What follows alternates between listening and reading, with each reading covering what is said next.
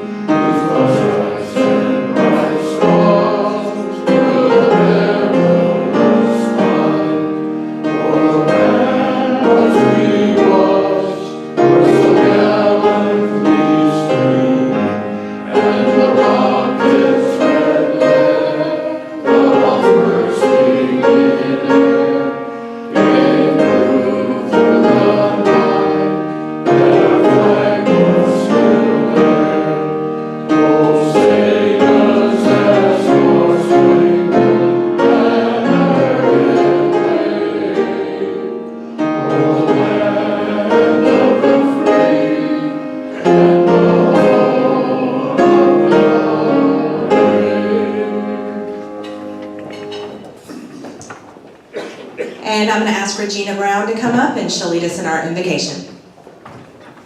Good afternoon. Let us pray.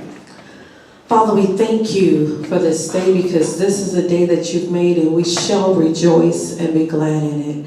We thank you for giving us the opportunity to see this day, an opportunity to come out to another Rotary Club meeting. Now, Father, help us not to take these days that we have lightly, but help us to realize, Lord God, that there's some who went to sleep last night who didn't wake this morning. So, Father, for that we say thank you. Thank you for this food, for the nourishment of our bodies. Remove all impurities in Jesus' name. And, Father, we thank you for our speaker today. We pray that we are attentive to what she has to say. And we thank you and we honor you this day. In Jesus' name, amen. Thank you, Regina. All right, is everybody awake today? I've been on the struggle bus all day. It was tough getting the kids moving this morning, had to back the tow trucks up to the bed, get them out of bed. The rain, taking your kids to school in the dark. We will all be grateful this afternoon when the sun is, or if the sun ever comes out, but I like it when the springtime comes. All right, card buckets are on the table. Everybody, please hold up your card buckets. Fill them generously. Thank you for turning on the lights. We'll need to turn them back off again. Also, golf tournament, April 23rd. Thank you to those of you who have already sent in your information that you want to participate. The flyer will go out to the club, so you can forward those on to those who might be interested, but we'll go ahead and, is Veriva here? Veriva around? You ready? Okay, we're going to go out and do visiting Rotarians and guests. We got a little bit of a late start today. I heard there was a train, so we'll go ahead and get started with that.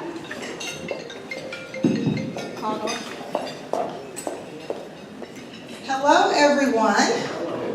Welcome to Rotary today.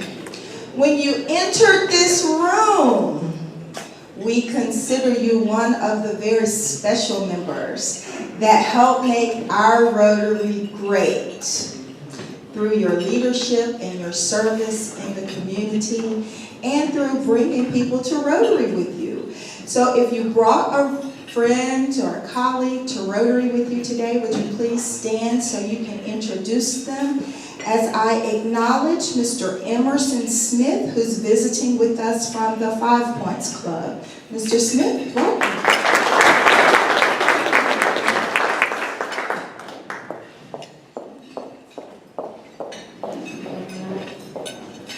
I'm Rusty DePass, and I have with me again today my guest, Perry Orth, who is a commercial insurance consultant with IMG.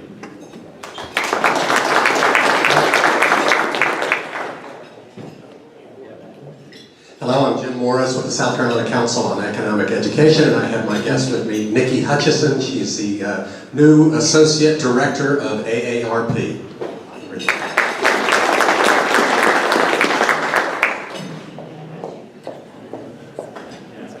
I do. I'm John Denise, and I have as my guest Jeff Lawler. Jeff is very active in the community, does all kinds of festivals, and is more dialed in than anybody I know. So if you ever want to know what's happening in Columbia, just ask Jeff. And he's recently gone to work with Coldwell Banker. He's been in real estate for several years, but just gone to work with Coldwell Banker. Thank you. Jeff, when I worked at Free Times, we used to call you the mayor. Because you do know everyone, that's for sure. All right. I'm going to ask Dr. Leo Richardson to come up here. Dr. Richardson, are you in the room? Okay. He don't want to sit up front, but we're going to talk about the scholarship today. Everybody knows that we give out a scholarship every year, and so Dr. Richardson's going to come up and talk about that for just a minute.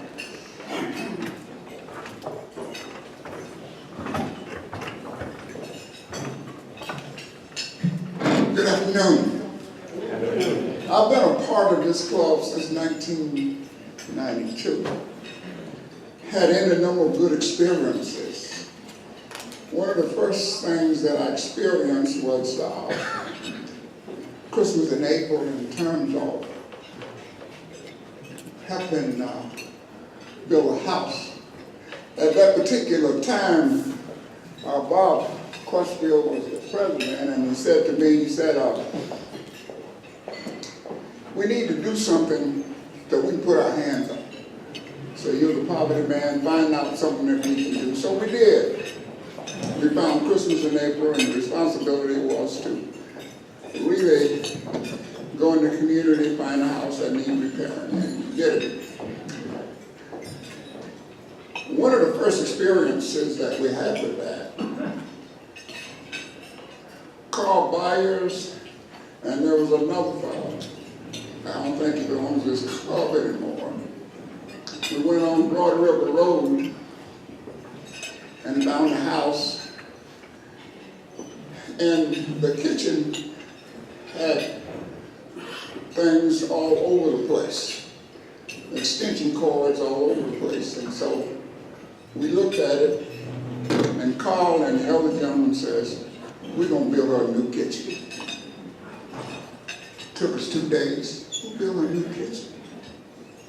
And from that day on, we had any number of experiences, and Homeworks was trying to get started at the time, and we got so busy, and we sort of said, now you take this experience, and we'll do one house a year, and that's where it is. So we sort of have Homeworks get started, and you know what they're doing now. A couple of years ago, I was asked or volunteered to be on the scholarship committee. One of the best experiences I also had, the first meeting that we had and the people I had an opportunity to work with, and still have an opportunity to work with.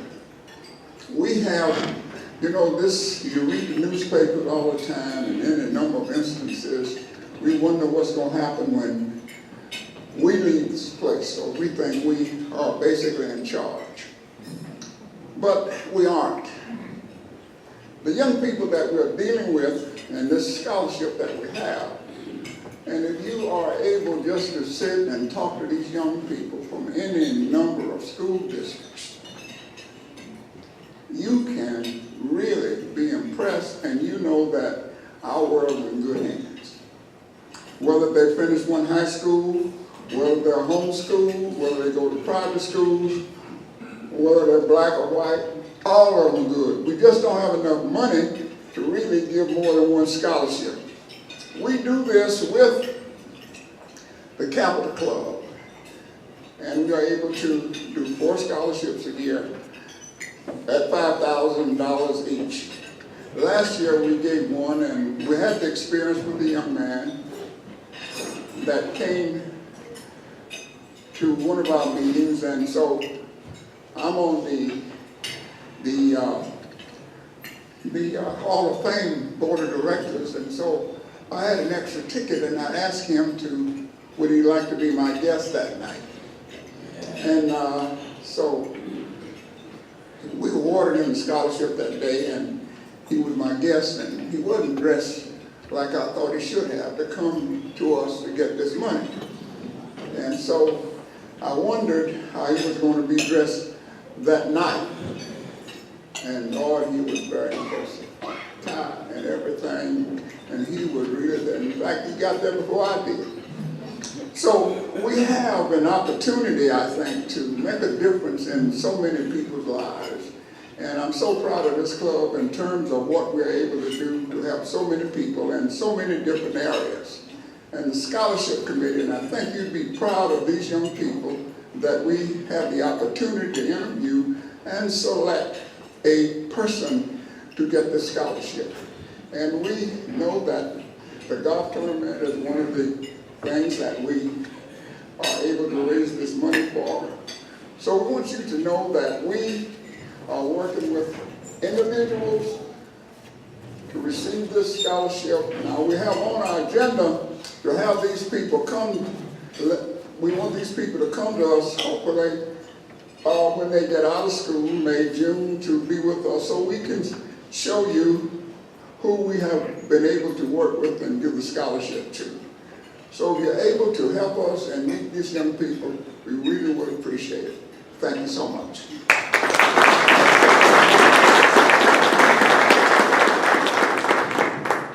We'll look forward to seeing those young people come up here and introduce themselves to us in the coming months. We have a treat today because I'm just building you up. We have Jack Hupp, who is going to do health and happiness for us today, and it is a treat because he's got some great stuff to talk to us about. So, ladies and gentlemen, Jack Hupp.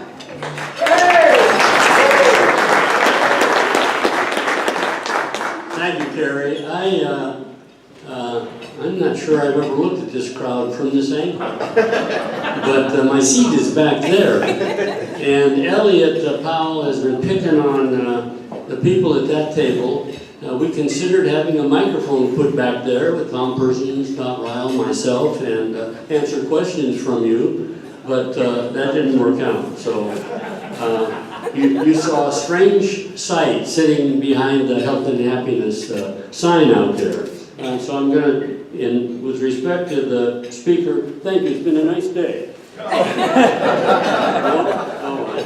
All right. I've had two health and happiness items, and I regret to tell you about one of them. J.T. Gandolfo, our past president and beloved J.T. is in Palmetto Health Hospital with leukemia.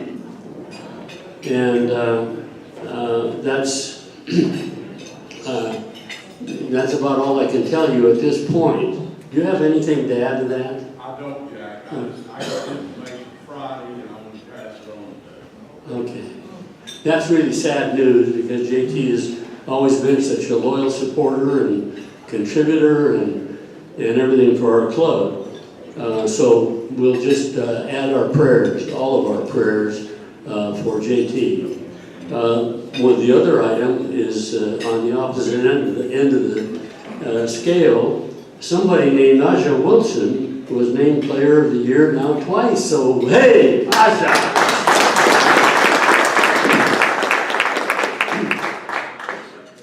Finally, I was going to try to find a book written by two of our past Rotarians, Key Powell and Dean Du Bois. Those were the star health and happiness people who used to come up here and be funny. And then they wrote a book. Key Powell was the front half of the book, and Dean was the back half of the book. And I'm darned if I can find that book. So you're going to have to bear with me for a few minutes while I tell you a little bit about the background of the club. This happens to be the program for the 75th anniversary of our club. And I thought, as looking through it, that it would be worth sharing some of the thoughts from it with each of you, because I think you're younger than 1991. And it's really interesting to look at the program because obviously I'm the oldest, and I am old. And on the program, to show there are some other old people, giving the health and happiness report was somebody named Bob Crutchfield. And introducing the speaker, who happened to be Jim Edwards from MUSC, was somebody named Rusty DePass. So we got some old timers around here. And this program was written by Jim Reynolds Sr. Jim Reynolds Sr. was a 50-year perfect attendance member of our club, an outstanding individual. He was the advisor to the board for too many years to talk about, and it was my fortune to be selected to take Jim's place, and I served as advisor to the board until John Durst, who should be John. Where are you? No. Is he here? Anyway. And so I thought that from this program, and not to interfere with our speaker's time, I just thought there were a couple of things that were worth mentioning to all of you. Rotary, it starts by, and Jim Reynolds wrote this, Rotary is entirely without precedent in the history of clubdom, wrote Paul Harris in 1911, 6 years after he founded the first Rotary Club in Chicago. And this city was about to benefit from the formation of a club without precedent that would become a unique part of our city and its growth. So that was the start of this, and then it went on to say meetings, Rotary meetings here have begun and ended on time, seldom running over an hour, just for the speakers, so you know that. And there's this big clock down here that says that. And it said, this was interesting about the ideal of service. That's one of our goals in Rotary. And it says, yet the ideal of service has been mostly lived out in the individual service of Rotarians. Across the years, many have had leadership and other roles in the United Way, Boy Scouts, Chamber of Commerce, Carolina Children's Home, Salvation Army, Family Service, YMCA, Cultural Council, and countless other welfare and service organizations and groups. So that pretty much is a summary of what we're all about.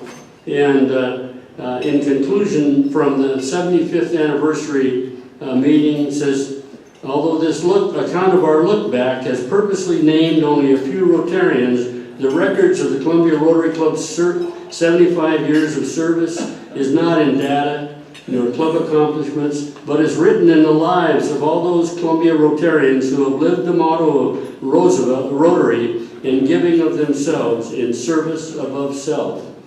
That was a good summary, and then I just thought you'd like to know the board of directors of our Columbia Rotary Club in 1991-92. See if you remember any of these people. Dr. Evelyn Blackwelder Berry, that was the first woman president. She succeeded me as president of the club. And then there was Bobby Blanton, who is still on our list, I think. And then Rusty DePass. Get this one. David Jameson was the sergeant at arms in 1991-92, and he's still out there.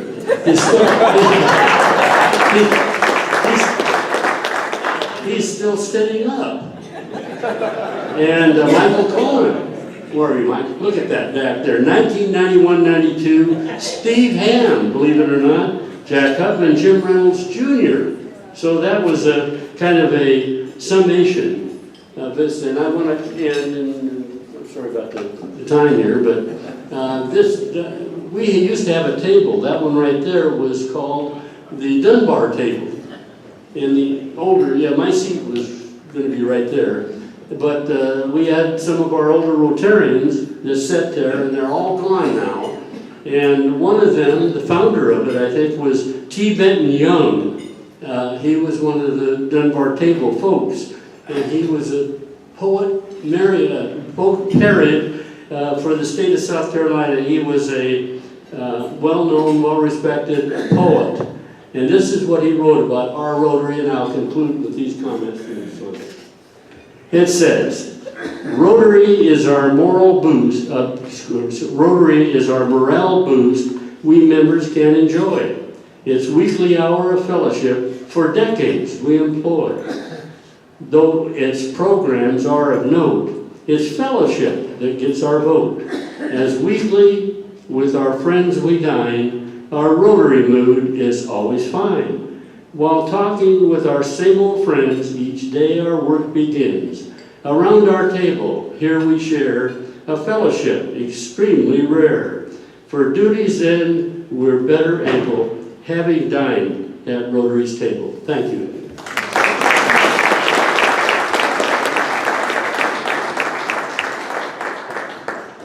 Thank you, Jack. I was telling Jack before the meeting that I graduated from high school in 1991. All right, right on time, we're going to move on with our speaker, and I'm asking Mason Hardy to come up and introduce him.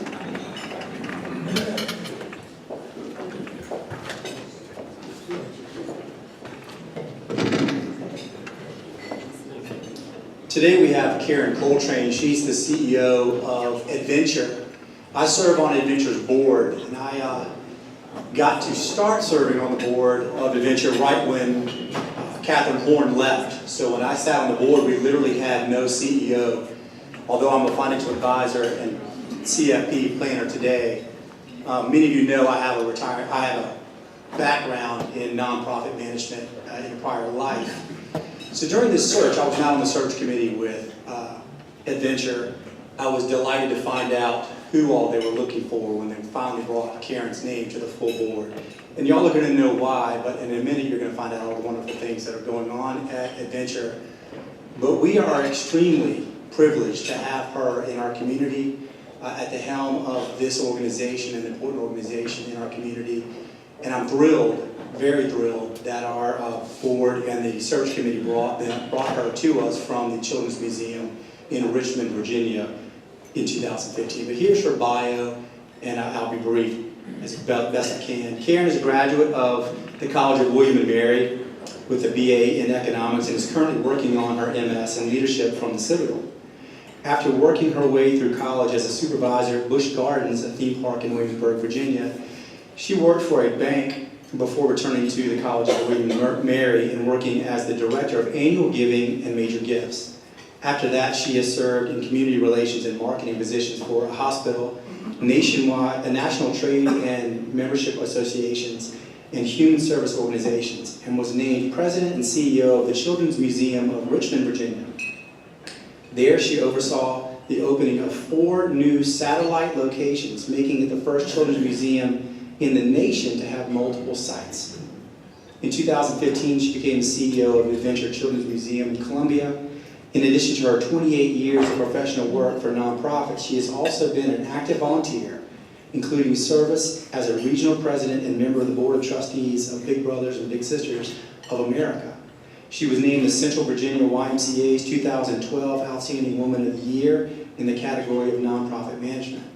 Her husband, Rick, works for the Federal Department of Education in Washington, D.C., and her son, Sam, is getting his MBA at the College of Charleston.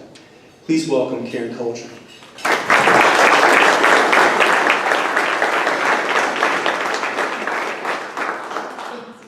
Is it working? Can you hear me? No. Okay. Did you turn it off? Did I turn it off? Is it working now? No. Is the red light on? Oh, fabulous. Thank you, Mason. Thank you, Mason, for that. Doesn't sound like me when you read it out loud. I don't know who you're talking about.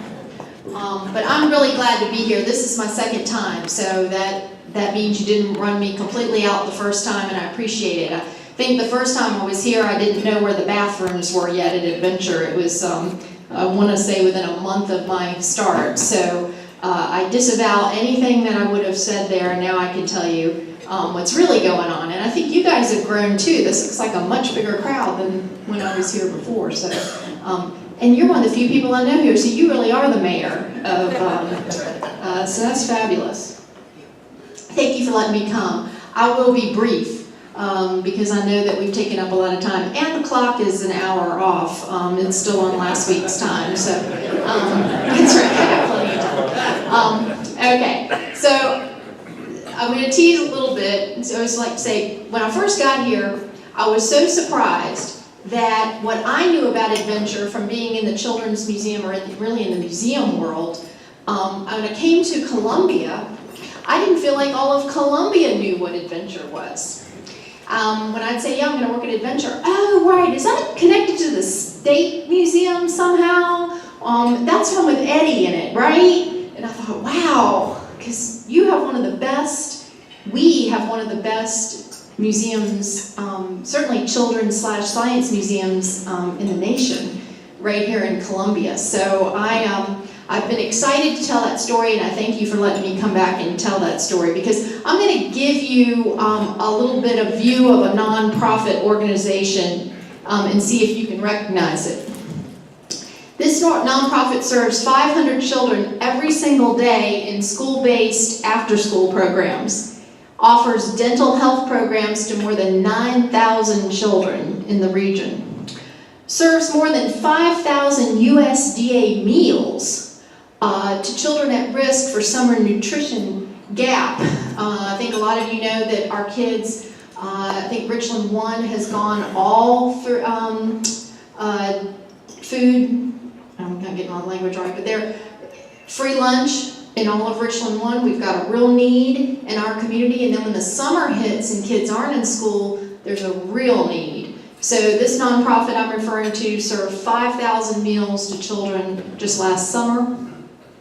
Distributes 4,600 books to children in economically fragile households. That's critical, because if you, they actually have studies that show that the number of books in a household correlates, or age-appropriate books, correlates to how many years of educational attainment in a way that almost nothing else does. So books are important. Provides programs for 400 area children with special needs. Leads the education reform efforts in the federally designated Promise Zone. There are only 2 federally designated rural Promise Zones in the country. One is in Indianola, Mississippi, and one is, unfortunately, here in South Carolina. It's the Allendale, Barnwell, Hampton, Colleton County region. So I don't know, that makes it certainly one of the poorest, if not one of the 2 poorest rural areas. This nonprofit has increased service to financially fragile families by 350% over the last few years. And it offers hands-on learning for more than 240,000 visitors at 2 and soon to be 3 museums. So maybe that last one gave you a clue. But this is adventure. And it's not just the museum down by Gervais Street that people come to. And I think it's critical, and that's my message if I leave with, nothing else we take away from today. I hope that you understand that you really do have in your museum, it is a children's museum, it's a science center, but it is a human service education organization. Runs on a $4.5 million budget, and fully half of it is on activities that happen outside of the walls of the museum. And that's unusual. I got invited to the Institute of Museum and Library Services, which is a funder of museums. Their entire budget is $36 million, and they give to museums all over the country. So it's not like they're pumping out a ton there, but they're important to museums and libraries, important funder. And they came down and started their national tour of sort of new initiatives in the museum world. And they started it in South Carolina. The IMLS director at the time was from Charleston, so that made sense that she might want to kick it off in our home state. But the other reason was that one of the museums referenced in their material that this roadshow study that they had done across the country that they were trying to encourage museums to be more like was adventure. And again, I kind of shake my head because I'm like, okay, everybody in the museum world and in library world is looking at this and seeing adventure held up as one of the top museums for getting out beyond your walls, for actually having an impact in the community. And I don't know that our whole community knows that. So thank you for letting me come here and tell you that. But so this is adventure, and this is some of what we do. I even have it in small font and shoved on a PowerPoint page like I'm not supposed to do for PowerPoint. demonstration, but because there's so much going on out in the community that Adventure is leading, partnering on. We try to list all of our partners for our annual report, community partners that we work with. It's over 250. So we have really got a museum that is integrated and making an impact. But I can stand up here because I get paid to tell you that all day. I actually have a video that I want to show you that says it in a little bit different way. Okay, you want to dim the lights?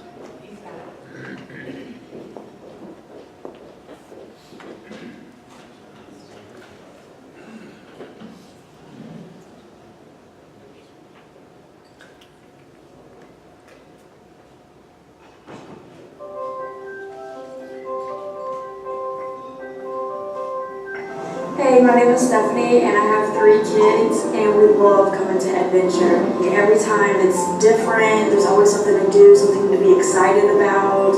We are part of the Yes Every Child program and that's actually the only way we can get in at the moment. I just had back surgery, so being able to afford a membership isn't something that we can do, but I still appreciate, my kids not being left out or not being able to come to something as amazing as this. And just to get in for $1, it's quite mind-blowing, honestly, because it is such a good program and they have so much to offer. My oldest, Elijah, is going to be 6 next month. My second son is 4, he'll be 5 in a couple of months. And then my youngest is only 7 months, but I can already tell, like, when she comes in the doors, her eyes just like pop open wide and you can tell she wants to touch and see everything. My name is Dina and we've been coming to Adventure for 2 years and we absolutely love it. I have 1 son, he's an only child, so this is a great opportunity for him to get out and enjoy a fun day. We love all the different activities that it has to offer. We love coming when we have special events and themes. My son has learned so much through the Tots University. He came and he took a class, he had such a great time, it was all hands-on. The teachers and the staff are great. Getting in for $1 has been a blessing for our family. We come more than once a week and we absolutely love it.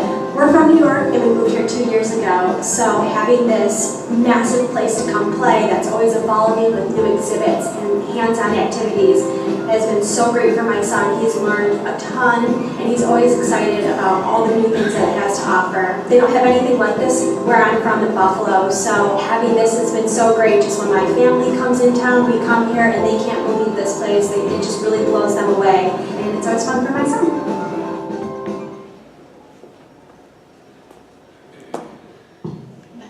Okay.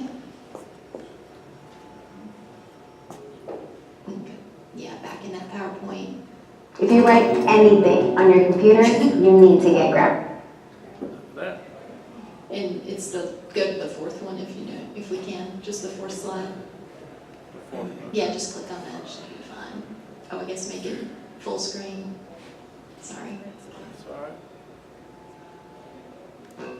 All right, so that's Adventure. That's what we do. When I was here before, you all were very interested. A lot of the questions were, what are you going to do? So I thought this was kind of fun. I get to give you a 3-year report card on where Adventure is.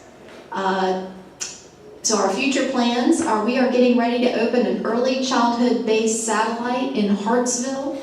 That will open this spring. It's not very big. It's probably the size of this room, maybe a little bit bigger, but we've got some rich partnerships in that city. The way that started and why Hartsville was we brought in a wonderful speaker for what we do every year called a youth summit.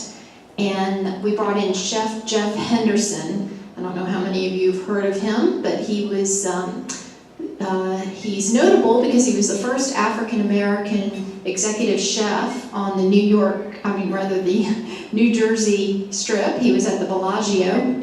But what was more remarkable was that he came to cooking from prison. He had had a start as a drug dealer, and that landed him in federal prison where he got a passion for cooking. And he took that second chance and he turned that into an amazing career that ended up with a show on the Food Network. He does Flip My Food, which used to be a syndicated segment here in Columbia on WIS in the morning on the news sometimes. You might have caught him. He wrote a book. Oprah put him on the show. Will Smith bought the rights to the book, so we may see Chef Jeff one day in the personage of Will Smith on the big screen. But we thought his story was so compelling, and we thought that he would really maybe move some of the children that we serve. So we started a youth summit. We had Chef Jeff come be the speaker. He was so amazing. We knew we had to have him back. So we took him on a road tour throughout the state of South Carolina to get to places where they probably would never hear a message like Chef Jeff's, but a message they really need to hear. And so when we took him around, we started calling school systems that visit here in Columbia, and we said, we called out and hit Hartsville and said, would you like us to bring Chef Jeff? And they said, oh my gosh, yes, and we did. And then they said, what else do you have? What else can you do for us? Because our kids really, really need it. And so we got in discussions, we developed a relationship, and long story short, we're opening a early childhood satellite there. Hartsville, oddly enough, has a real gang problem. We've actually applied to the Institute of Museum and Library Services, the aforementioned group, for funding to see if we can help their community to convene and work on that problem. We are talking to the city of North Augusta to open a STEAM cybersecurity museum. We're very excited about this. I don't know how many of you know this, but Cyber Command for the Department of Defense is consolidating in Augusta, Georgia, and which of course will impact North Augusta, South Carolina greatly. Raytheon is already down there. All the associated cyber companies that support what the Department of Defense does are moving down there. They can't build things fast enough in North Augusta. They reached out to us because they said, we need the beginning of the workforce development pipeline. We need kids excited about STEM and STEAM learning. We like the A in there because we believe that that's what makes people the art. When you add it to science, technology, engineering, and math is how you get that whole thinking and that creative problem solving that we so desperately need. But North Augusta really sees us coming in there as the beginning of their workforce development pipeline. They want kids excited about science learning, and they want us to connect it to the jobs that are going to be available. Right this minute, there are 250,000 open jobs in the United States in cybersecurity, open jobs.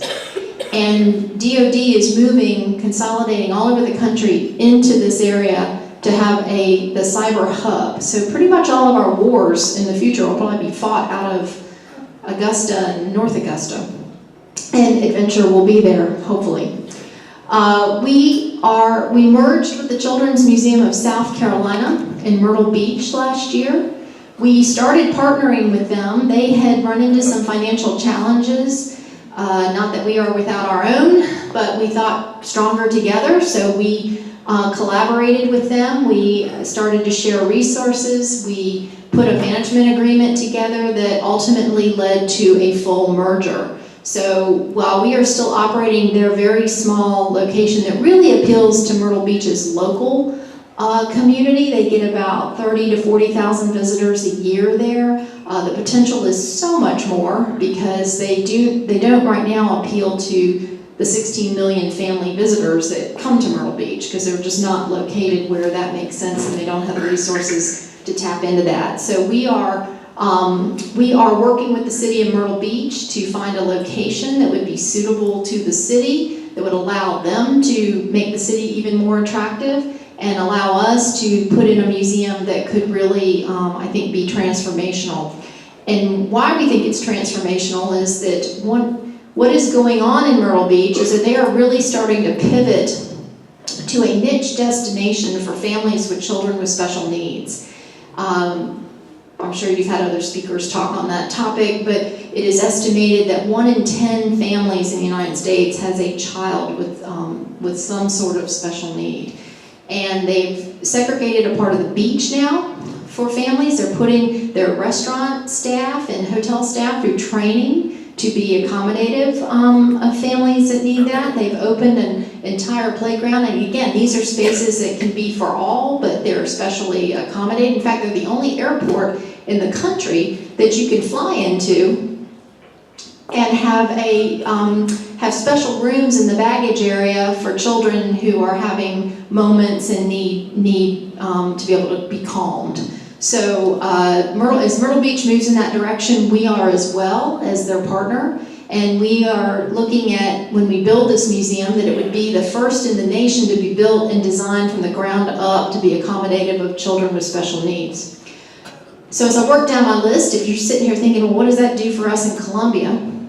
I can tell you that in our work on this, we figured out that there is an accreditation organization that will come in and does some of the best training for staffs that are going to work with families and children with special needs. We have pursued that. We are almost 100% complete with our staff training that will then make Adventure the first museum, not just children's museum or science museum, but the first museum in the nation to have this accreditation that we'll receive once 100% of our staff has been through this pretty detailed specialized training. So it's starting to make a real difference for families that visit us wherever we are, even in our main location, particularly at our main location. And speaking of the main location, our big plan for us there is to take some square footage that currently is devoted to office space, about 10,000 square feet or more, and we want to build more science,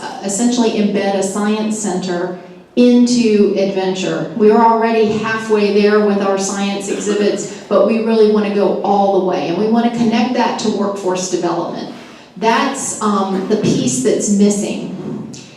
Formal education rarely connects to workforce development. It's one of the challenges we have. So we on the informal education side think we might have an opportunity and a role to do that. So we really want to see if we can't clear out some space and put in essentially a museum within a museum. We are looking at a service satellite in St. George, South Carolina, in the Low Country, kind of at the front door of the Low Country. There's a Rosenwald school there that needs an adaptive reuse, and we're very excited about that. I won't go into the whole story of what a Rosenwald school is. There were 5,000 of them built across the South to educate African American students when schools were segregated. We've lost most of them to history, but one of the largest examples of one ever built is sitting in St. George. And we think that having that, if they can restore that building, they're trying to raise money to do that. If they make that happen, then we would love to be the adaptive reuse, which would allow us to have a foothold right in the area where that poverty area I mentioned is so strong, and allow us to do our programming out of there. We have a focus on connecting science education to future South Carolina jobs. That pipeline is so important. I was actually talking with the governor last week and said, you know, there is no Science Museum of South Carolina, yet we have a need for children to love STEM and STEAM jobs really like nobody else right now. And his wheels were turning. I could see him thinking about it. I don't think we need to create a new museum. I think those resources are here, and I think that's how we ought to go that way. So our goal is that South Carolina's children will grow up with a rich, informal learning environment that gives them formal education experiences, gives their formal education experiences real-world application. Because if you haven't noticed lately, we have an airplane hanging out the side of the building. And I have to thank your neighbor from here, right down the street, Mark Hood, of Hood Construction, who, when I went and found a cockpit, he found a way to put it on the building. He had the harder job. But, you know, Mark did that because he said to me, our kids desperately need the excitement that this brings to make them think that they could fly a plane or build a plane or do something around aeronautics or get interested and have all that physics and chemistry and math and engineering make sense to them when they're little, that they see the application of it. So that's what we're all about as an informal learning organization, and I'd be happy to answer any questions. Yeah. the United States? My God, no. Never. But thank you. Yes, sir. Where will all of your displaced offices go? Yeah, the staff asks me that all the time too. You know, in a multi-location environment with the technology that we want to showcase to kids, we ought to be able to figure out how to do that. You know, it's funny, when I first got in the building, I couldn't figure the basement out. I don't know how many of you have been in the basement. I was like, is this a museum space? Is this, I mean, the staff stores the stuff down there, and I'm like, it looks like a back off, and I couldn't figure it out. And so I thought maybe I would do a big cave exhibit down there, or I mean, I was playing all kinds of ideas around that. It finally occurred to me that, you know, we can go to the basement. The staff can go to the basement. We've got the best real estate in the building, and I'm not sure I like that message anyway. So I think we're going to go someplace else. And we don't have as many staff as we used to. We've had to cut back. Adventure had been living above its means for a few years, and like, unlike our federal government, we have to deal with that at some point. So we're dealing with it now, but we'll go to the basement. Yes, sir. What are your sources of funding? Our source of funding is, our largest source is our admission revenue and membership, so what we call earned income. Then, thank goodness, Libby's retired, but Libby's who I used to chat with a lot on the phone.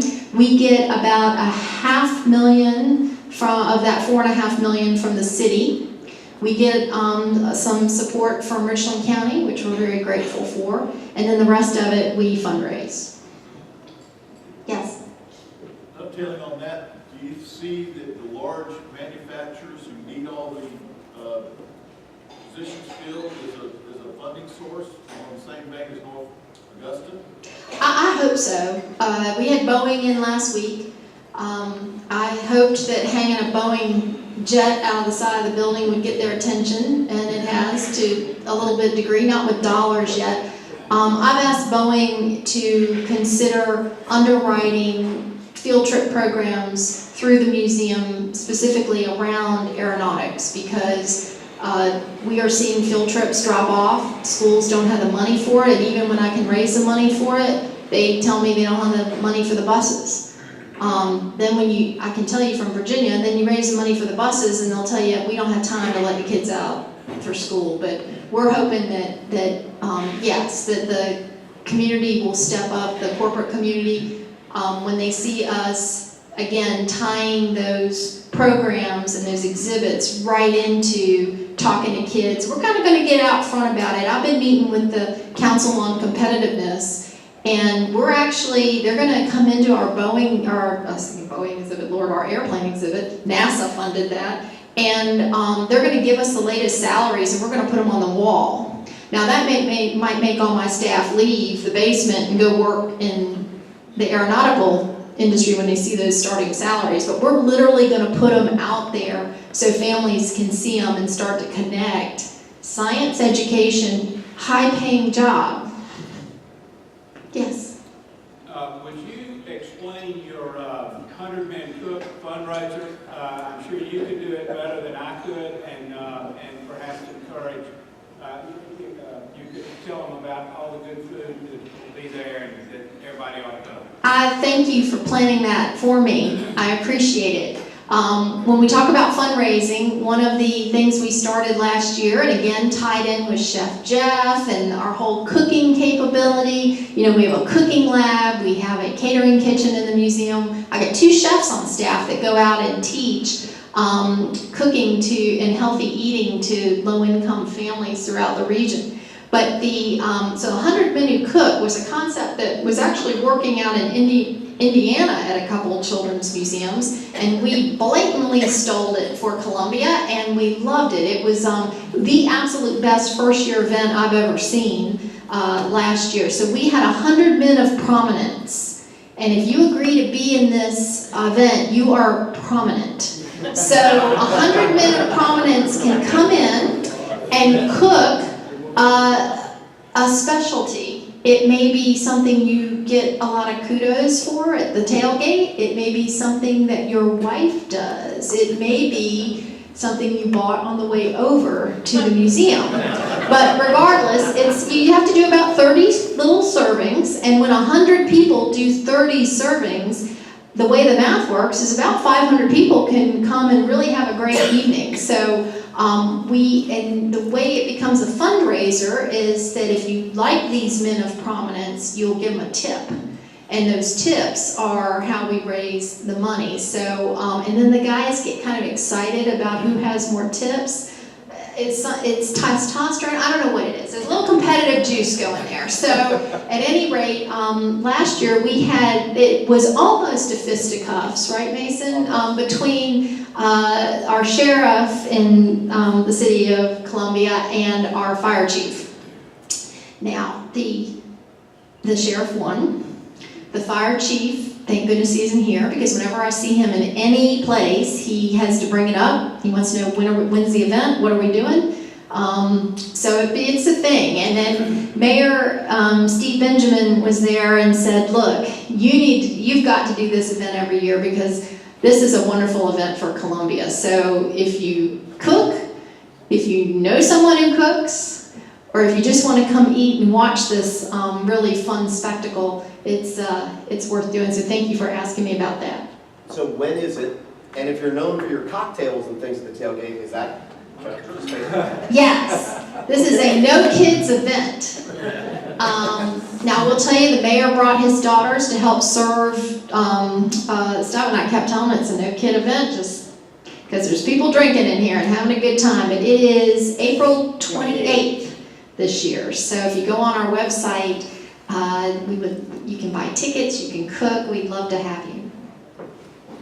Last year, Alex English bought a huge cake. That was just fantastic. I didn't even get a bite of it because it was so popular. It was red velvet, one of my favorites, but I didn't make it down the line.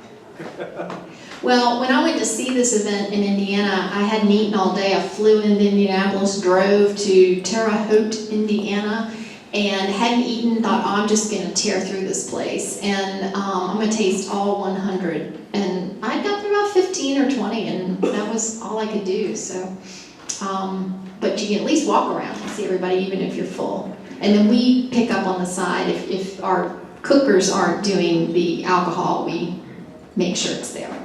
It just seems to make the night go better.